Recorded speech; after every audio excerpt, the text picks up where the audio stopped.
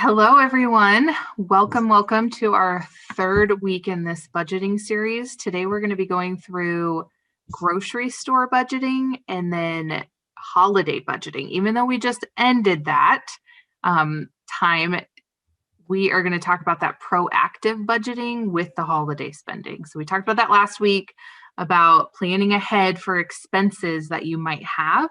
And then you could divide that expense by how many months you have left, and you have to save a lot less. So we're going to actually talk about that with the holiday budgeting because we all will spend money for the holidays. It's inevitable. So let's talk grocery store budgeting first. Okay, so when we go to the grocery store, ideally you have money in your budget to go to the grocery store and buy food. This would be different than eating out. And so one of the biggest expenses besides like rent or a mortgage is often the food budget. Most people will spend more on food in a month, especially when you have a family, than you will even your car payment. So when there's a need to cut back on your budget or to save money, people often go to their food budget because they think, well, this is a massive amount of money. Maybe I could cut this back. Now, we can't just cut back eating. Sure, we could cut back on certain foods, maybe snacks or things like that. But what if we could just save money by doing some certain things at the grocery store so that we still get what we want, but we don't have to spend as much? So that's what we're going to talk about. One of the big things, especially if you're in Lincoln, which I believe most of you are, we have a lot of options to grocery shop at. A lot of options. I put a couple examples in there: Target, Hy-Vee, Super Saver, Walmart, Fresh Time. I mean, they closed, but in theory, there's a lot of Fresh Times around. But they all have different sale days. Most of them change their sales on different days of the week, which is really important if you're trying to catch a good deal. And so one of the big things when you're grocery store shopping is to know your stores. If you have one down the street that you frequent, like I go to Target a lot because I could literally see it from my doorstep. So that's usually where I go, is Target. I know that their sales restart on Sunday. So if something's not on sale, I try to wait until Sunday to see if it is on sale. Especially if it's something I could do without for now, and maybe I can wait a couple more days until there's a new sale. Hy-Vee is also down the street from me. And though I don't shop there a lot because they tend to be more expensive than other places, they do have good sales. And theirs change on various days. So they have different sales on different days. So it's something that you can go online and check that out. But I'm a huge fan of waiting and shopping the sale. So if Target and Walmart restart on Sunday, but Super Saver and Fresh Time start on Wednesdays, that means you could probably get a bunch of stuff on sale, and you don't even really, you don't have to get everything at the same place, and you don't have to get it all at once. So I'm just going to send a little note to Maura really quick.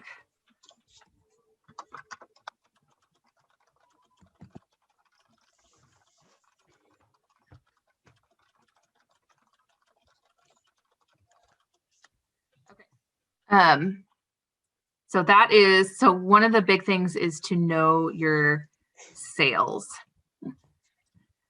And then also buy generic. So there's a lot of foods out there that have a generic, and it's to each store. So every store will have a generic brand. So you can go and buy a Jif peanut butter, or you could buy Hy-Vee peanut butter. And it'll say Hy-Vee, or I forget what theirs is, something smart, something at Hy-Vee. And so that's what a generic is. It's the same item, but it's the store brand. And they're not always that different. Now, there are some things that I get taste different, like chips. Chips often with the generic have a different taste to them because they're made differently. But for the most part, if you can buy generic or your store brand, you're going to save a ton of money. Things like rice, or not necessarily vegetables, but like canned vegetables, canned fruit, it's all the same thing. It's just packaged differently. So it's something to think about that can save you a significant amount of money. If you're like me and do the canned fruit, I'm not a fan of fruit at all. I don't know, there's something about it. I don't like it, but I can eat canned fruit. I don't mind that. And So I like to buy canned fruit, and it's helpful when you have a kid to buy canned fruit because it doesn't spoil. Um, and it is significantly less expensive if you buy the store brand. Any store brand that you have access to will be less expensive than the name brand. Now, that doesn't mean that the sale of the name brand doesn't bring it down in price, but everyday shopping, there are certain generics that will always be less expensive. And one of the things you can do also, if you're considering like the price difference, is just look at the label and look at the ingredients, see the difference, see if it is made differently. One of the only things that are pretty common is maybe there's a color difference or there's a chemical in it for like a preservative that's a little different too. Now there are generics that are very different, that taste very different. There's different ingredients. So just check that out. But if you're like, I really like this product, but the generic is a lot cheaper, just compare the product and see. And maybe just give it a whirl, like buy it one time and then just see if it does taste different. And if it does, then don't buy that one again. At least we know now. But you can save a lot of money. The label I have right here to show you is between Kraft macaroni and cheese and a generic brand. I forget where I got this generic brand from. I think it was a Hy-Vee generic brand. And so I brought up both of their labels, and just to show you, there is almost nothing different in it. There's a couple vitamin preservatives in the Kraft mac and cheese, and then a couple different spices that they put into it. And then on the generic side, they just don't have those things. So really the significant difference is not going to be there. The cheese isn't different. The noodles aren't different. It's really just the same thing. Because I have a toddler, I can tell you that there's a difference between different macaronis. I feel like I've had them all. He eats them all.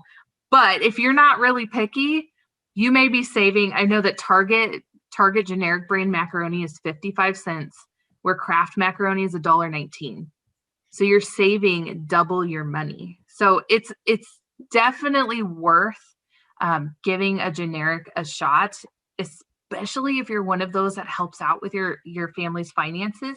Maybe this is an area that you can have a little nudge in to help save your family money. Or when you're older, like in college, this is going to be the way that you save money, is food, because I guarantee you'll spend a lot on food, or you won't, because you're going to be broke. That's how college just is for a lot of us. Ramen noodles and mac and cheese got me through college. I feel like a lot of people say that. So absolutely. They're still very popular in my household.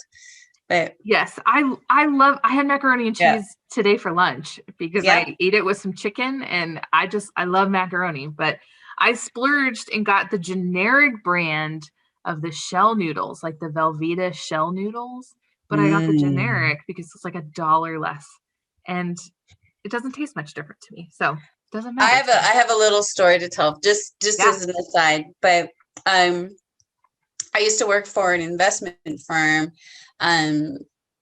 like 35 years ago. And one of the things that we did was we took, say, Kraft macaroni and cheese, and we looked at all the subsidiaries, all the other companies that they owned. And so half like when you look at generics, Kraft owns the generic brand, and it's it's really the same product with a different packaging. Half the time it's just cheaper for them to take the same say Campbell's chicken noodle soup. It's the same exact product, just in order to market it differently, it's cheaper for them to put a plain label on it and then market it. But that company that owns Kraft macaroni and cheese and the generic are making the same amount of money twice. Yeah. And so they're putting the same ingredients into your food. So it really isn't that different. No. Definitely worth trying some generics of various things. The areas that I would maybe hesitate to buy generics is like fresh meat. There shouldn't be a generic meat is meat, but Frozen meat, that's different, but there are certain things that you probably don't want to do. But I mean, I buy a lot of milk for my little guy, and the name brand is, I mean, $5.99 where I'm paying $2.19 for my gallon of milk. So Yeah. significant differences. So I would encourage you to look at those generics. And this is also, I wish I could remember which grocery store. I think I went with Hy-Vee. I compared the same exact product, and these were not generics. Excuse me, this name brand side is just like your everyday name brand. So Kraft mac and cheese, one of those name brand milks, things like that, the Kraft shredded cheese. And then I compared it to the generic, and I think it was, I don't know if it was at Hy-Vee or Target, but regardless, there was a almost $13 savings to get the same product and just the generic. So you could either go in there and spend $50 or $38 just to have a couple things flip over. And I grabbed things that are kind of everyday food. So I didn't do anything magical with this list. It was just things that most of us eat, or paper towels or toilet paper. Also, I mean, some people are picky about their toilet paper, but if you don't have to be, I would encourage you not to be, because it is a waste of money to be picky. My parents always got us Costco toilet paper and I still love it. And now that they're retired and don't have any kids at home, they get the really fluffy stuff. And I don't get it. They spend so much money on toilet paper and I don't get it. But whatever, if they're going to be picky about that one, then that's their that's That's their their amount. prerogative, Yeah, right? exactly. So yeah. And then another way to save money at the grocery store is just watch for coupons. And I'm not saying that you have to be a major coupon cutter. There's coupons online that could be sent to you in your email or using their apps. So I have the Target Circle app. I look at this all the time on my phone. I'm bringing it up right now. It's really easy to use, and Right. they have their ads in there. They'll show you what's on sale. You can shop online, but they also give random coupons just by scanning the app. And there's a lot of places that do that. Hy-Vee has their club card, so you can earn gas points. So you can go to certain gas stations and fill up your car for a lot less money. I have a friend that only shops at Hy-Vee, and his goal is to get free gas every time he goes. And so he gets the products that are specifically earning him more points for gas. And my sister the other day, I think, paid 2 cents a gallon for gas because she had so many points racked up. So it's worth, if you're going to have a perk with your app, to just use the app, because you'll get something out of it. Even if you're not saving a lot of money at the register, use the app, use the club cards, things like that. There are coupons still. I don't know if any of you know that newspapers still exist in the paper form, and there are coupons in there. And if you have time or are interested, you could get basically things for free if you do the work for them. It's really fun. Me and my husband, when we lived in Denver, we were those crazy people that you see on TLC that go to the store and buy 200 products and pay $2 for it. We were those people, and it was so much fun, but it's a lot of work. But there are easier ways. Like if you go to a clothing store a lot, sign up for their emails and shop when they have sales. A lot of them do flash sales, meaning they're only good for like a day. But if you are planning on buying something, that's a good time to buy it, because maybe it's 50% off, something like that. So check out club cards, coupons, apps, things like that. It really doesn't take a lot of work, especially if you go to the same stores all the time. So that is another way to save money. So generics, coupons, knowing your stores and when their sales are huge, huge components of saving money at the grocery store. And then you could probably lower your grocery budget if you keep up that habit of doing certain things. And then that money can go elsewhere, which is very helpful. And when you're broke in college, as most of us are, this is really important because we all have to eat. And so having a couple of these things in your back pocket to remember will get you better food than just ramen noodles. So keep a lookout for that, because it does help. Anybody have any questions regarding you could always put them in the chat box, but regarding grocery store budgeting? Again, grocery store budgeting, our food budget is often the biggest part of our budget besides our rent. Oftentimes it's more than our car payment if you have a car payment. So it's usually the second most money that you will spend in a month. That's like the average family in their budget is on food. And this is not just going out to eat, this is simply grocery store budgeting. Okay, well, we will move on to holiday savings. So this is something I do at the beginning of the holidays, like October-ish, but I want to bring it up because we talked about proactive budgeting last week. We talked about looking ahead, thinking of all these little things that we might spend money on and saving now so that we have the money later. And holiday savings, this is a really good one to be thinking about because the holidays are not just Christmas. It's Thanksgiving, it's Halloween, it's all these things that happen within a 3 or 4 month period. Even you starting school in August. I always think like holidays are kind of that point is August. We get in the groove of things by September. We have got Halloween in October, Thanksgiving, Christmas, then we have Christmas break. So there's a lot of extra money that we're spending or extra time that we're spending with someone, or we're traveling more, and it seems to happen all in the fall season. But it's also some of the most stressful time for people, especially when it comes to the budget. So 69% of people say they're stressed due to a lack of money in the holiday season. So 69% of people are willing to admit that their biggest stress is just not having enough money to do all the things that they want to do during that season. And 51% feel stressed because they feel like they have to give a gift. I was talking to someone the other day, not the other day, it was around Christmas, and she's 16.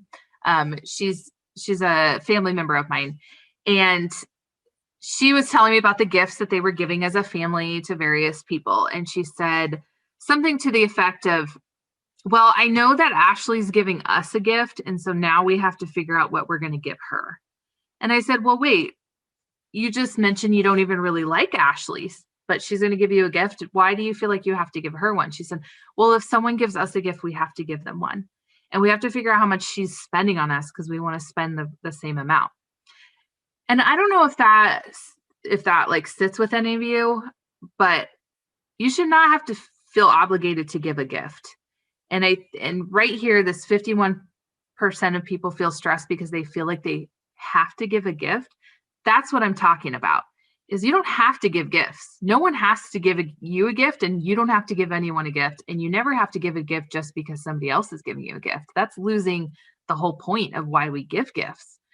We give gifts because we want someone to feel special because they are to us. And we want to make them smile and bring joy to them.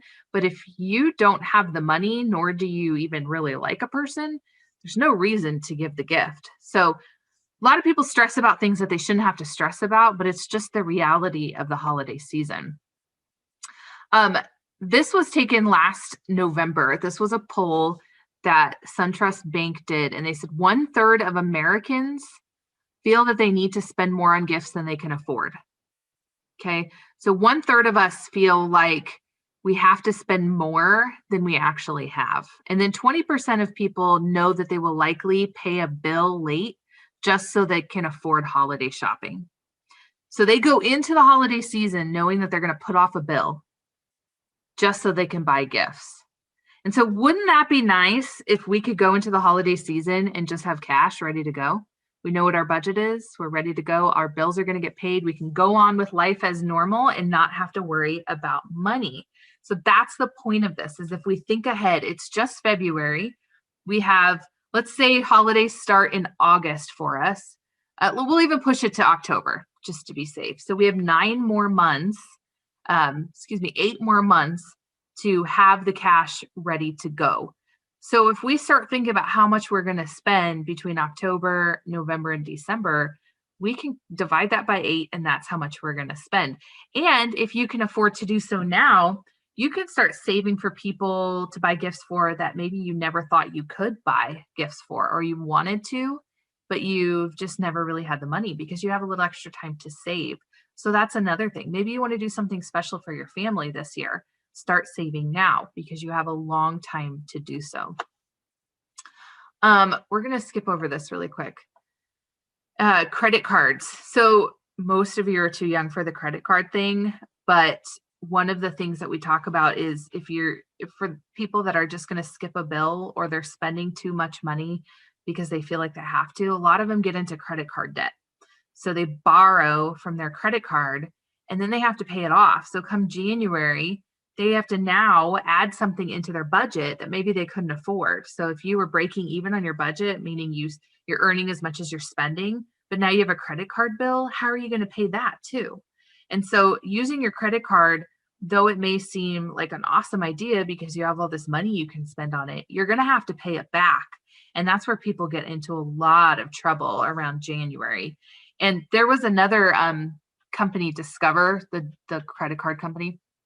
They did a survey and they said that it's taking most people well over 4 months to pay off their credit cards from Christmas. So now they're being charged interest for several months. And so they're not only did they just spend $1,000, but they're actually going to have to pay probably $1,300 because of interest. So really, if you're broke, putting things on your credit card is not going to help you. It's actually going to make you pay more than you originally spent. I'm going to skip over this. So here's some tips. Besides the biggest tip of thinking ahead and adding it to your budget of how much you want to save during the holiday season, which I have to tell you, I do that. I have an app that I use, and I have a category for gifts. And I think about the months that I'm going to be buying gifts. So this month, February, is my son's birthday, and it's my birthday and my sister's birthday. And so there's a lot of gift buying this month. So I hike up my gift budget to whatever I can afford. And that's now my budget for how much I'm going to spend. Now, next month, there's no birthdays. And so I'm going to still save in my gift budget so that in April, I can buy another gift. I have some money. So I actually add gifts into my budget, and I just have an envelope, and when I'm ready to spend some money, the money's there. And I do this all year round. So I get if I get a bonus this year, I'll put some of it into my gift giving budget for Christmas so that I can start spending money like this summer on gifts for my son. I'll just start buying earlier because I have the cash. I also have a travel budget because I know in November and December I go out of state. So I save starting now to buy flights later because I know that I'll be going out of state. So it's something that I'm adding in there. When it comes to buying gifts, though, here's some tips and tricks. So maybe it can keep your budget down so you're not spending as much, but keep it small and thoughtful. So yes, we love to buy things for people. Some of that's our love language. We love to give gifts. I love to receive gifts. That's when I feel the most loved. But you can also personalize your gift. So it doesn't have to be a big one. And personalizing, doing something for the other person, making something that you know they'll use, or buying them something small, but they'll use it, can be a really big gift, but it didn't cost you very much. Practical gifts are a really good idea. So this even goes for birthdays. Something that they're going to use. Buy them something they'll use, because if they're constantly using it, they're constantly remembering, oh, Tegan got me this gift. Isn't that awesome? So it's a way to be remembered. And maybe you didn't spend that much, but it was very practical. So it's something they'll use a lot. Avoid impulse shopping. So if you want to buy something, we did foster care and we adopted a teenager. And he's 19 now and he's moved out. But one of the things that we would make him do, because he's your age and he loved to spend money, we would make him wait 24 hours before we bought anything over a certain amount. So little things, totally fine. But if he wanted to, like, he was on the prowl for a new Xbox last September before his birthday. And it was like, we're going to wait until we find a sale or a bundle or something like that. So if you wait 24 hours, what it's doing is your brain isn't as excited about buying this product anymore. Because when we see something we like, we get excited and the adrenaline kicks in and we're like, yeah, let's buy it. Let's buy it. Let's buy it. Let's buy it now. And if you can wait 24 hours, it gives your brain a chance to calm down. It's a chemical reaction in your brain that calms down. So you can start thinking rationally about, do I need it? Could I buy it somewhere cheaper? Should I wait until the sale? Or maybe that was a good buy and we're going to go back and get it. So waiting 24 hours to purchase things is really, really good for your wallet. Check sales ads prior to shopping, especially Black Friday ads come out really early, usually by the beginning of September, sometimes earlier. And blackfriday.com often gives you whatever store you want. You could look at their ads. So you could say, do I need to buy a new TV now, or could I wait till Black Friday when it's cheaper, or things like that. This last year, because there was less shopping, more online shopping, a lot of stores did their Black Friday sales all during October. Earlier. So it's always a good thing to look ahead. Even right now, even though we're in February, people are still doing sales just because people aren't spending as much money because we're not going out right now, still because of COVID. So a lot of places are doing sales. So if you can buy things ahead of time, and this is a good reason why, if you save money in your budget every month for gifts, you'll have some extra cash. So I start shopping for Christmas around July. And so if I have a little cash, I'll go spend my money, and then I'll wait till I have more. And then using online coupon codes is always a good idea. If you see me anywhere out shopping, I'm usually right before I go in the register line looking on my phone for coupon codes or emails, things like that. I always try to look, especially if I know that I'm getting the ad in my email. So I run through that. Old Navy is one of those places I can think of that I'm always making sure, or when I go in the fitting room, I'll spend some time on my phone in there looking for some good offers for clothes stores. So something to consider that people don't. So this is where you could add this into your budget now if you think ahead. Travel. Do you go anywhere? A lot of you are not in charge of your travel expenses. Your parents or guardians are still taking care of that. But later on in life, it is something to consider. Because like I said, I'm not from Nebraska. And so I go back to my parents' house for the holidays. So I have to consider buying flights for me and my son. Goodies, when we were having holiday parties or classroom parties, we were bringing stuff that didn't happen last year, but it could very well happen this year. So we have to think ahead to spending extra money on goodies. Decorations, I always suggest buying holiday decorations after the holidays when they're on clearance, and then pack them away. And then when the holidays come up again, it's like you went shopping, because you still have tags on everything. So it's like brand new stuff for the next year. Holiday events often cost us money, whether it's a holiday play, a school event. There's always some sort of event, and whether you need to bring something or dress up for it or wear a costume, it's there. So even thinking Halloween, if there's a Halloween party, you're going to want a costume, things like that. So it's worth saving up for that. And then charitable donations. A lot of people give away their charitable donations at the end of the year. They know that they're going to go to some sort of charity event. The end of the year giving is a big time to give. So it is something to consider if you are one of those that likes to give money. Okay, couple reminders. Create a budget. Put it in your budget now for holiday expenses, because it could be that you're just saving $10 a month for now. And that's way more doable than coming up with $100 later on. So put the small amount in there first, and then pay your bills first. I hated that statistic that said people were not paying their bills over the holidays just to buy gifts. I hate that.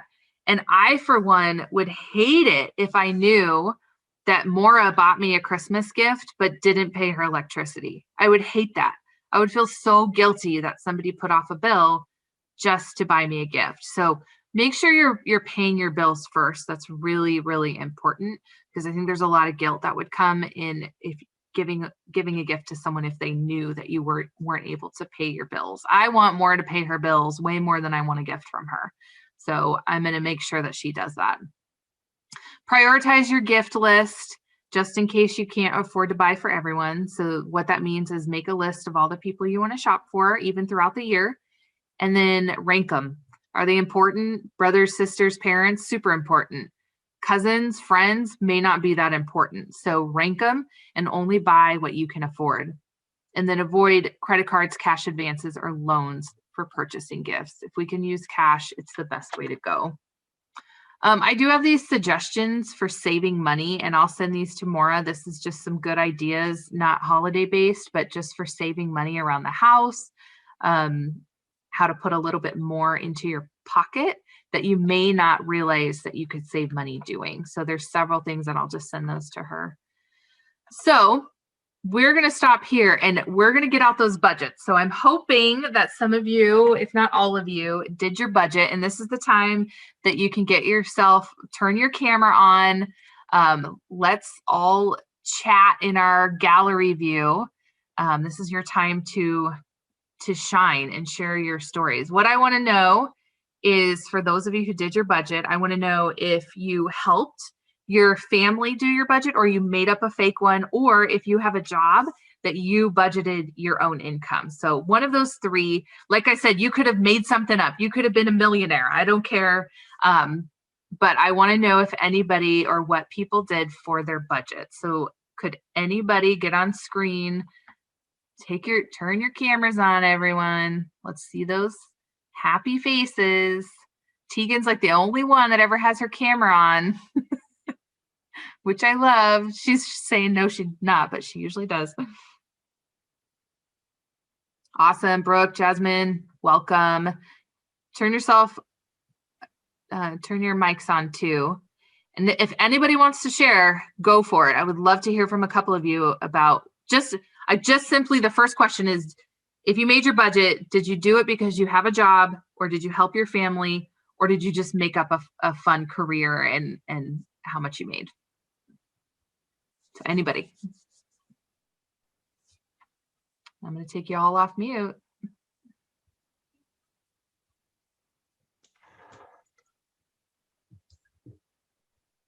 I hear somebody. Anyone? I didn't make a budget. I came late to the last meeting, so I didn't realize I had to do that. But I have recently been looking at like colleges, for example. So I've had to think about like preparing money for college, and then everything that has to go with it. So like tuition, and then like room and board, transportation, food, stuff like that. Yeah. I didn't go too deep into it because I still have some time, and I also don't have a job. I don't have like scholarships or anything to take into account. So it's pretty blank. But yeah, that's on my mind right now. Yeah, well, I'm glad you're thinking about that now. And Maura, we should put that on our list to talk about, is like the school scholarships and school loans. I have a whole thing on that just to help these girls out with those future expenses to be thinking about. So I definitely can help you if you're looking at that too in the future. I think that was that Hannah that was just talking? Yeah. Hannah, yeah. So Hannah, if you ever need help with that, I'm happy to help. And I've got some connections that can continue to help you, especially if you're looking at SCC or UNL. We've got some good connections there that can definitely help you with those things. And if we go through the scholarship and grant training, there's a lot of places that you can get scholarships that you may not even realize. You can get scholarships if you have blonde hair, or if you have brown skin, or if you have Native American heritage. They give scholarships for being left-handed, just random things. So it might really help you out if we go through that one. Yeah. So thanks for chiming in, Hannah. I appreciate it. Who else, if anybody, made a budget? Did anybody make a fake budget? Come on, no one? I really want to know how much you earn every year. Okay, I guess I can go then. I did make a fake budget with the career that I hope to have, but I deducted $50,000 from my max, or from the average income, so that way I overshooted everything in my budget to make sure that if I'd rather over calculate than under calculate, and then I organized it in 3 columns, and then in those 3 columns I organized it from most to least important. And so my first column is like necessities, so like house budgets, and then food budgets, and then gas budget, and then I have like savings. So I took a budgeting course a year or 2 ago. Cool. And they talked about how you should save like $500 just in case like anything happens, because like if you have car maintenance issues, then it'll help you with that. And if you save for retirement at a younger age, interest will give you like a lot more money by the time that you retire, and then in my final category I have things like other clothing and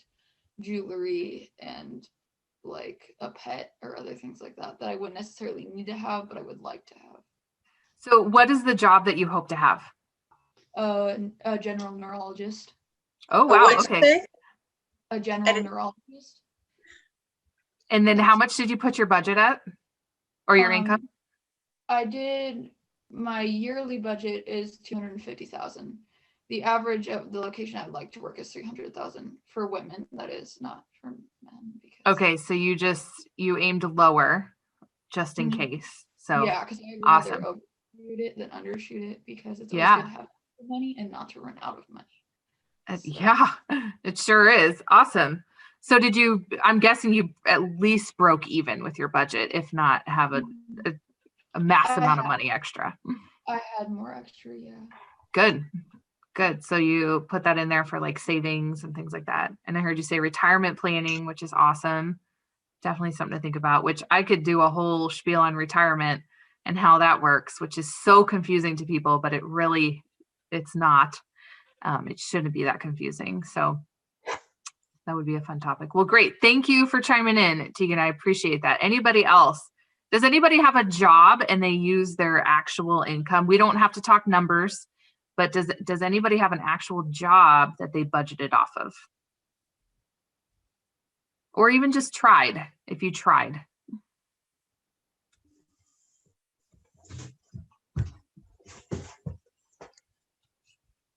No? Well, I have a job that I actually create a budget on, obviously. Mm-hmm.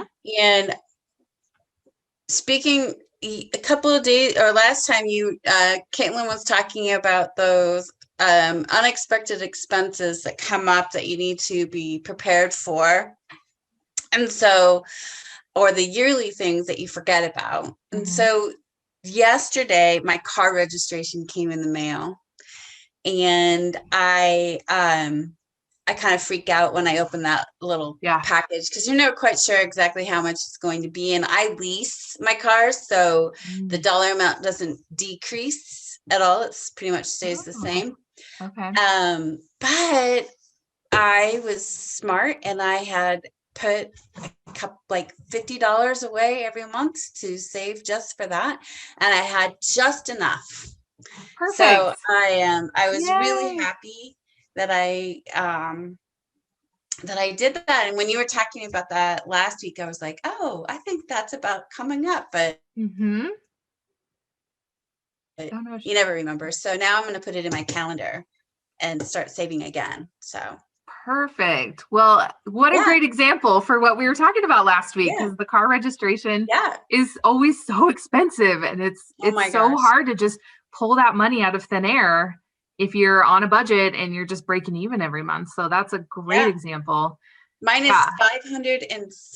Oh my gosh. Crazy. That is nuts. Mine was $700 last year.